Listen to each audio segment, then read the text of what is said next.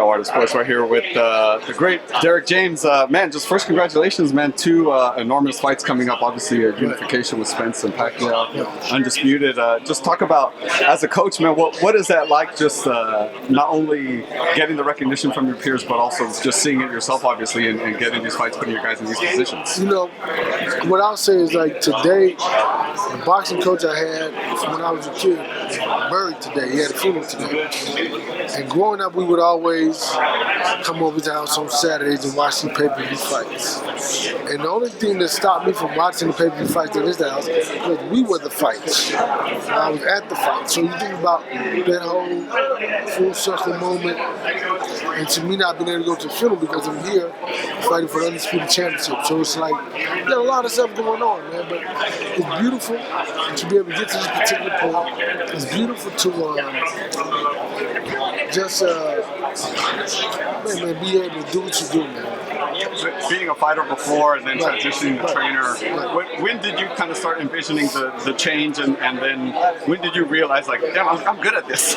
Well, I didn't, it wasn't necessarily to change what I was able to do, because I had to remove myself from the equation. I never compared myself, man, I used to do this, or I could do this, to talking to the guys, because they're not me, and as long as I keep training like I am still fighting, and I'm prepared, they can never respect me, because my ego was too big to even tell them something that they could even receive, right? But I never really, I just think that, I think I'm good at what I do, but this is what I say. The other trainers are not better than me, but I'm not better than them either. I mean, because I don't care to be, I just care to continue to help my guys to be successful, help my guys to win. That's what I care about. All the other stuff, I'm not so concerned about. That's probably the sign of a great trainer, right? Is having that selflessness. The stat about Castaño throwing the most punches in the division, Jermell throwing the least, is that maybe an advantage, being that Jermell throws some potent punches, or how do you see that stat? Does that matter at all? I don't really think it matters, to be honest. I think that if he does throw the most, he does throw the least. But if you look at the top guys, who get the most knockouts? I mean, and it's like, so who knows? I mean, really, that's a great matchup. I believe it's a great matchup. I think that you'll have to be something, he'll have to be something, and Jermell will have to be something that nobody has seen before. And that's what we're looking forward to. I asked Jermell about if he had sparred Earl in this camp, being he's southpaw, and obviously Castaño southpaw. He said he didn't. Is that? Well, I'm assuming that's your call. Not southpaw. He's right. He fights right-handed, but he does switch up too. Right. Oh, is that why maybe no need for them to spar? Or is that just a decision you just decided maybe? I mean, it just didn't add up like that. It didn't get to happen. It didn't work out. Yeah. So, speaking of Earl, man, he's looking good. Obviously, we saw him in LA looking in shape.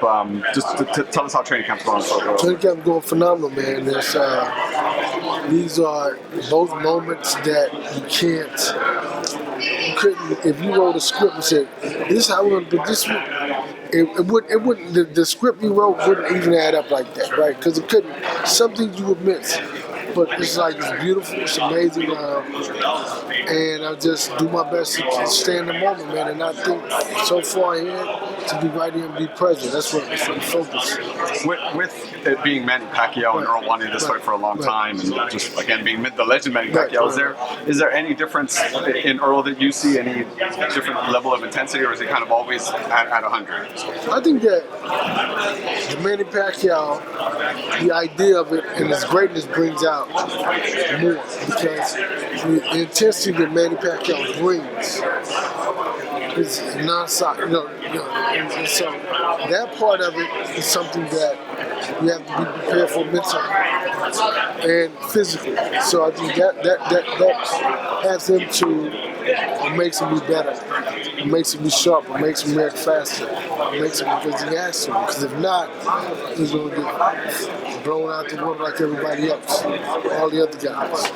Is part of the mental game for you as a coach? I hear a lot of people, I'm sure you hear the same thing, when they spar Manny, they fight Manny, it's the angles are real difficult, his foot movement's real difficult. kind of the speed of the punches. Is that a mental game for you, kind of letting Errol know like it's going to be a chess match at first. You're going to have to kind of figure it out at first. Well, I let him put it like this. I train, I prepare, I train out. So I'm giving angles, and I'm doing the exact same thing that Manny does. The angles, and my hand speed is not his hand speed, but my foot, my angles and reaction time.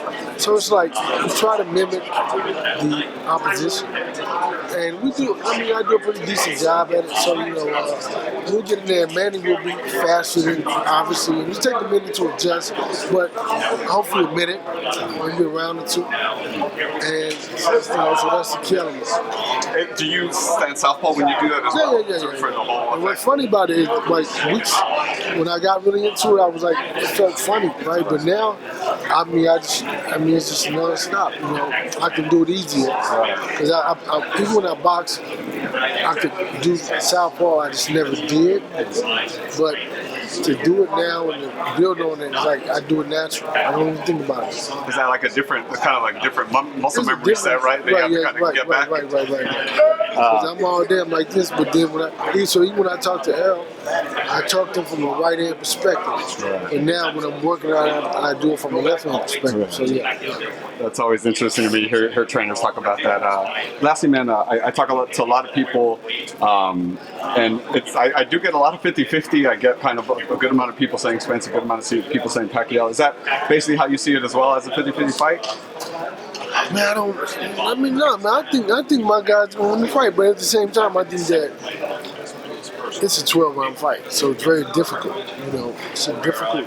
I'm not a psychic, but I think it's a 12-round fight. My guys are prepared for 12 rounds, so I think he's going to be prepared for the Manny Pacquiao for 12 rounds, the intensity level. I think that this will be a first fight that Manny may fight somebody who can match his intensity level for that consistent amount of rounds.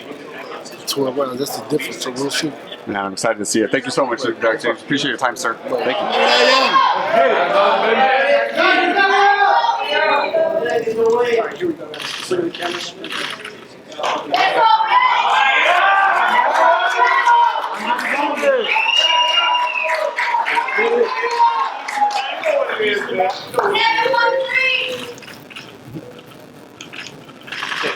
All right, guys, let's stay right there.